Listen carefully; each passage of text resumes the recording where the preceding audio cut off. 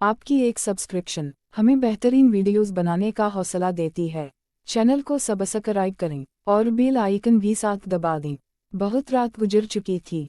होके कमरे का दरवाजा आहिस्ता से खुला और मेरा भाई अंदर आया। इसने मुझे सोता देखकर दरवाजे की कटकाना अंदर से लगा दी। मैं भी सोए होने का ड्रामा कर रही थी। कमरे में हम दोनों के सिवा कोई ना था। मुझे अच्छी तरह मालूम था कि मेरा भाई आधी रात को मेरे कमरे में क्यों आया है। मैं बिस्तर पर आंखें बंद किए पड़ी थी, जैसे गहरी नींद में हूँ। इसके बाद जो कुछ वह मेरे साथ करने वाला था वह भी मुझे मालूम था, लेकिन मैं उसे रोकने की कोशिश भी नहीं कर रही थी। क्यों नहीं कर रही थी, इसका जवाब आपको कहानी में आगे मिलेगा। आखिर यह सब कैसे शुरू हुआ और भाई को मेरे अंदर सबसे ज्यादा क्या पसंद था, पूरी कहानी जानने के बाद आपके होश उड़ जाएंगे। सलाम दोस्तों, मेरी उम्र 21 साल थी। मैं अभी सेकंड ईयर की तलबा थी। इन दिनों गर्मियों की छुट्टियां शुरू हो चुकी थी। आज भी पूरे घर की सफाई के बाद मैं अपने बिस्तर पर आराम कर रही थी। थकावट इतनी ज्यादा थी कि पूरा बदन अकड़ गया था। मैं अपने बिस्तर पर लेटे सुकून पाने की कोशिश कर रही थी और अपने सर की मालिश कर रही थी। इतने में एक आवाज सुनकर मेरा भाई वसीम कमरे में आया और बोला, क्या हुआ आपा? तबीयत तो ठीक है, मैंने कहा। क्या बताऊं भाई, अम्मा सारा काम मेरे सर पर डालकर चली जाती है। कॉलेज की छुट्टी हुई तो सारे घर की जिम्मेदारी मुझ पर आ गई है। ऊपर से मलम भी छुट्टी पर है। मुझसे यह घर के काम नहीं होते। मेरी बात सुनकर वह मेरे पास बैठ गया और बोला, मेरी प्यारी बहन, कोई बात नहीं, मैं अभी तुम्हारे लिए दूध लेकर आता हूँ। इसे पियोगी तो सुकून मिलेगा। वसीम की बात सुनकर मैं मुस्कुरा दी और कहा, बस तुम खाना बाहर से ले आना, मैं थोड़ी देर सो जाती हूँ। इसके बाद वो वापस दूध लेकर आया। इसे देखकर मुझे इस पर बहुत प्यार आया। सच में दुनिया में बहुत कम ऐसे भाई होते हैं जो अपनी बहनों का इतना ख्याल रखते हैं। मैंने इसे बहुत सी दुआएं दी और उसका लाया हुआ दूध पीने लगी। दूध पीने के बाद मैंने गिलास रखा और लेट गई। वसीम बोला, चलो मैं तुम्हारा सर दबा देता हूँ, तुम आराम से सो जाओ। वो मेरे सामने बैठ गया और अपने हाथों से मेरा सर दबाने लगा। मुझे आहिस्ता आहिस्ता सुकून मिलने लगा और दर्द भी कम होने लगा। मैं आंखें बंद करके सो गई और गहरी नींद में चली गई। मुझे पता ही ना चला कि कब घंटों तक सोती रही। मेरी आँख अम्मा की आवाज़ से खुली। मैं हड़बड़ा कर उठी। सर बुरी तरह बोझल हो रहा था। घड़ी पर नज़र डाली तो रात के सुबह के 9 बजे बज रहे थे। मुझे एकदम झटका सा लगा। अजीब बात थी कि अब्बा ऑफिस से वापस आ चुके थे। शायद थकावट की वजह से मुझे वक्त का एहसास ही ना हुआ। जैसे ही उठकर 2 कदम चली मुझे चक्कर आ गए। आंखों के सामने अंधेरा छा गया। अगर दीवार का सहारा ना लिया होता तो यकीनन गिर जाती। ताज़ा दम होकर बाहर आई तो देखा खाने की मेज पर सब मेरा ही इंतजार कर रहे थे। मैं जाकर आराम से कुर्सी पर बैठ गई। वसीम मुझे देखकर मेरी प्लेट में खाना डालने लगा। फिर अम्मा से कहने लगा, अम्मा अंजुम पर काम का बोझ थोड़ा कम डाला करें। अगर अंजुम नहीं आ रहे तो उनकी जगह किसी और को रख लें। यह बेचारी सारा दिन काम करके थक जाती है। देखी तो उसकी रौनक भी फीकी पड़ चुकी है। मेरी हालत वाकई खराब हो चुकी थी। मैं बहुत थकी हुई महसूस कर रही थी। अम्मा और अब्बा दोनों नौकरी करते थे, क्योंकि सिर्फ अब्बा की नौकरी से घर चलाना मुश्किल था। ऊपर से हमारी पढ़ाई के खर्चे भी कुछ कम ना थे, इसलिए अम्मा भी इसी कंपनी में काम करती थी जहां अब्बा नौकरी करते थे। मैं और वसीम कॉलेज जाते थे, मगर अब गर्मियों की छुट्टियां थी, इसलिए हमें घर पर ही रहना पड़ रहा था। मैंने यह बात नोट की थी कि पिछले कुछ दिनों से वसीम मेरे साथ कुछ ज़्यादा ही लगाव करने लगा था। जब से मेरी छुट्टी हुई थी वह मेरा बहुत ख्याल रखने लगा था। अगर मैं घर का कोई काम कर रही होती तो आकर मेरी मदद करने लगता। अगर मैं थक जाती तो मेरा सर दबाने लगता। मैं इससे मना करती, मगर वह कहता, नहीं, तुम थक चुकी हो, इतना काम करती हो, मेरा हक है कि मैं तुम्हें सुकून पाऊं। कम मैं भी खामोश लेती रहती। लेकिन एक रात जो कुछ हुआ इसने मेरे होश उड़ा दिए। क्या वसीम कभी ऐसा कर सकता था? इस रात मैं अपने कमरे में सो रही थी। आधी रात को मुझे महसूस हुआ जैसे कोई मेरे कमरे में आया हो। वह आहिस्ता आहिस्ता चलता हुआ मेरे बिस्तर के करीब आ रहा था। भले ही मैं सोने की कोशिश कर रही थी, मगर मेरा दिमाग पूरी तरह जाग रहा था। मैंने अचानक खाबाका आंखें खोल दे। कमरा अंधेरे में डूबा हुआ था। जब मैंने चारों तरफ देखा तो कमरे में कोई ना था, बस दरवाज़ा थोड़ा खुला हुआ था। मैं हमेशा सोने से पहले दरवाज़ा बंद करके सोने लगती थी। फिर यह कैसे खिल सकता था? नींद से भरी आंखों से उठकर मैंने दरवाजा बंद किया और लॉक कर दिया। फिर पलटकर बिस्तर पर सोने चली गई। मेरी आंखें बंद होते ही एक बार फिर मुझे किसी के चलने की आहट सुनाई दी, जैसे कोई मेरे बिस्तर के पास बैठ रहा हो। ऐसा लगा जैसे कोई अपना हाथ मेरी तरफ बढ़ा रहा हो। डरते हुए मैंने पलटकर देखा, लेकिन वहाँ कोई ना था। घबराहट के मारे मेरी सांसें तेज हो गई थी। मैंने फौरन उठकर कमरे की लाइट ऑन की, दरवाजा खोलकर बाहर भी देखा, मगर वहाँ भी कोई ना था। आज से पहले ऐसा कभी नहीं हुआ था।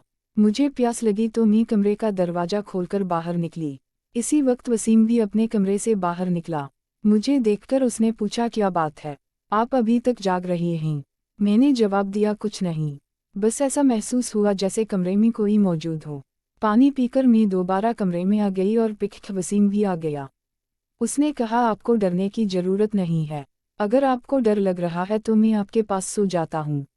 मैंने इसे मना करते हुए कहा, नहीं, तुम्हें अपनी नींद खराब करने की जरूरत नहीं है, तुम अपने कमरे में जाकर सो जाओ। लेकिन वह जिद करने लगा, मैं आपको अकेले किसी भी हाल में नहीं छोड़ सकता। आपकी तबीयत खराब हो सकती है, मैं आपको तकलीफ में नहीं देख सकता। अब सो जाएं, मैं यहीं सो जाता हूँ। आखिरकार मैं बेड पर जाकर सो गई। इसने तकिया उठाया और सोफे पर रखकर वहीं सो गया। इस रात मुझे ऐसा महसूस हुआ जैसे कोई मेरे सामने बैठकर मुझे बहुत देर तक देखता रहा हो। उसने मेरे बाल सहलाए, मेरे चेहरे पर उंगली फेरी और मैं सुकून से सोती रही। यह सब मुझे एक ख्वाब जैसा लग रहा था।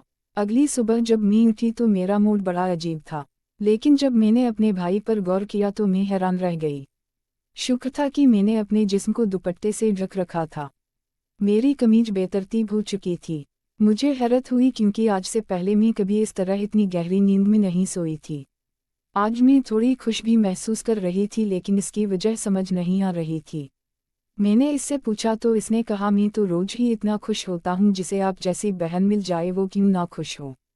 घर के सारे काम निपटाकर जब मैं बैठी तो वसीम तेल लेकर मेरे पास आ गया। कहने लगा, अंजुम आपा, अपने बाल खोल लीजिए, मैं आपके सर की मसाज कर देता हूँ। मुझे इसकी हरकतें अजीब लगने लगी। मैंने कहा, यह तुम्हारा काम नहीं है, जा अपने दोस्तों के साथ घूमो फिरो, मुझे मसाज की जरूरत नहीं है।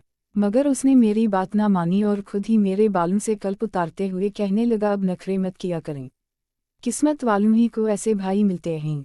जब आपका भाई आपके खूबसूरत रेशमी बालों में मसाज करना चाहता है तो आपको क्या मसला हो सकता है। आ जाइए, मैं आपके सर की मसाज कर देता हूँ, आपको बहुत सुकून मिलेगा। वह मुझे उठाकर कमरे में ले गया। मैं बेड पर तकिया रखकर लेट गई। मेरे बाल बेड से नीचे लटक रहे थे। वो मेरे सामने बैठकर मेरे बालों की मसाज करने लगा। वसीम मुझसे 4 साल छोटा था, लेकिन मुझे नाम ही से बुलाता था। उसने कहा, आप इतनी प्यारी हैं कि आपको देखकर दिल चाहता है कि आप हमेशा इसी तरह मुस्कुराती रहे और मैं आपकी लाद उठाता रहूं। वह मेरे बालों की मसाज कर रहा था और उसके हाथों में जैसे जादू था। मुझे इतना अच्छा लग रहा था कि मैं आहिस्ता आहिस्ता नींद की वादियों में खोने लगी। तेल की खुशबू भी बहुत जबरदस्त थी। मैंने इससे पूछा, यह कौन सा तेल है? वो बोला, यह बहुत ही खास तेल है, खास आपके लिए। आपकी जो इतनी हुसन बाल है ना, यह उन्हीं बालों के लिए बना है। इसकी बातें बहुत प्यारी थी, हालांकि मैं समझ नहीं पा रही थी वह किस लहजे में बात कर रहा है। बहरहाल मसाज के दौरान ही मैं गहरी नींद में खो गई। कुछ देर बाद जब मेरी आँख खुली तो मेरा पूरा बदन दर्द से टूट रहा था। ऐसा लग रहा था जैसे मेरी टांगों पर बहुत ज्यादा वजन रखा गया हो। पूरे बदन में दर्द सरक रहा था। मैं आहिस्ता आहिस्ता उठकर बैठी और इर्द गिर्द देखने लगी। मेरी हालत अजीब थी। जब मैंने खुद पर गौर किया तो देखा कि मैं पूरी तरह भीगी हुई थी, जैसे किसी ने मुझे नहला दिया हो। मेरे कपड़े गीली थे, पंखा बंद था और कमरे में गर्मी थी। यह सब क्या हो रहा था? बड़ी मुश्किल से मैं बेड से उठी।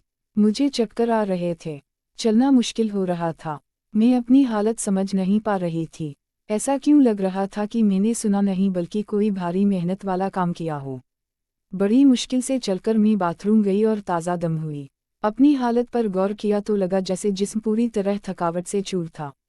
जब मैं कमरे से बाहर निकली तो मुझे पीछे साटा की आवाज़ें सुनाई दी।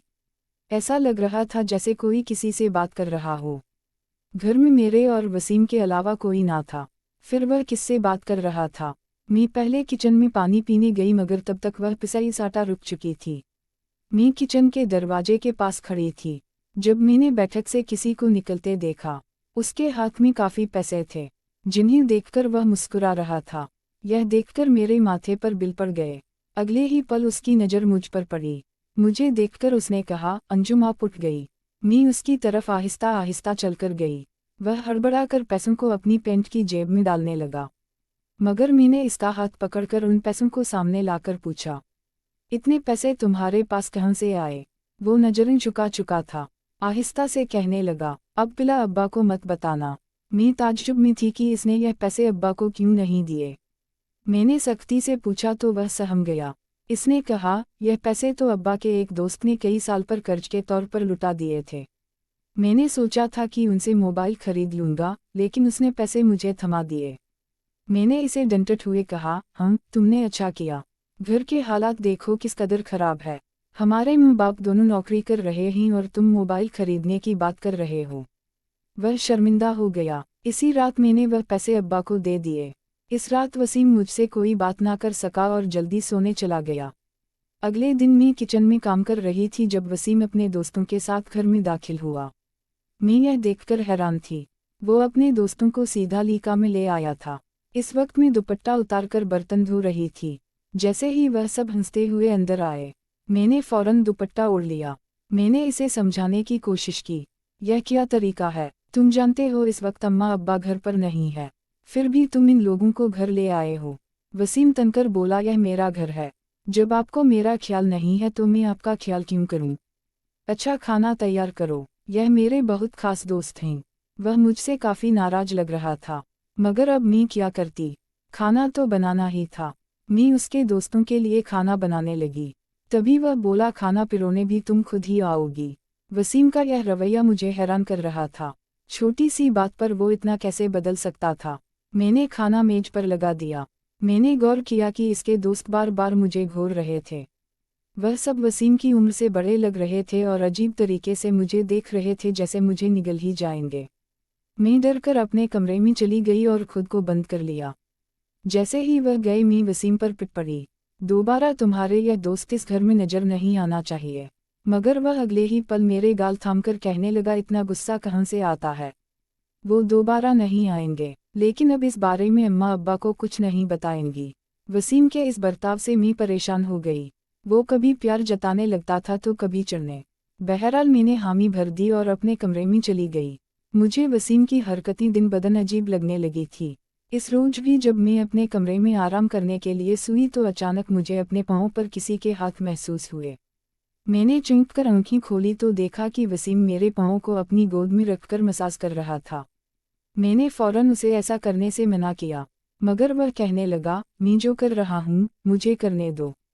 इस घर में एक मैं ही हूँ जिसे आपकी इतनी फिक्र है। अम्मा अब्बा को तो काम से ही फुर्सत नहीं है। मैं भी थक चुकी थी। आंखें बंद की और सोने लगी। वसीम के हाथों की मसाज से मुझे नींद आ गई, लेकिन जब मेरी आंख खुली तो मेरे होश उड़ गए। मेरा सर बुरी तरह चकरा रहा था। बिस्तर की चादर बिल्कुल बेतरतीब हो चुकी थी। बिस्तर पर एक शर्ट और एक मैन का परफ्यूम पड़ा था। यह सामान किसका था? मैं कुछ बोल ना सकी। मेरे सर में इतनी तेज दर्द था कि मैं फिर से बिस्तर पर गिर गई। ऐसा लग रहा था जैसे किसी ने मुझे बेहोशी की दवा पिला दी हो। पास में पिसाई सा आटा की आवाज़ें आ रही थी, मगर कौन बोल रहा था यह मैं पहचान ना सकी। मुझे सिर्फ वसीम की आवाज़ सुनाई दे रही थी। ऐसा लग रहा था जैसे वो मेरे कमरे में मौजूद हो और मुझे उठाने की कोशिश कर रहा हो। कुछ देर बाद जब मेरी आँख खुली तो सारा मंजर मेरी नज़रों के सामने घूमने लगा। मैंने सबसे पहले बेड की तरफ देखा जहाँ पहले शर्ट और परफ्यूम पड़े थे, मगर अब वहाँ कुछ भी ना था। आज फिर मेरी हालत बहुत अजीब थी। मैं कोई बच्ची नहीं थी जो यह सब कुछ समझ ना पाती। घर में मेरे और वसीम के अलावा और कोई ना था। फिर मेरे सोने के बाद ऐसा क्या होता था कि मेरा पूरा जिस्म पानी से नहला दिया गया हो। सिर्फ इतना ही नहीं, मेरा जिस्म दर्द से चूर था और रौनक भी बिल्कुल फीकी पड़ चुकी थी।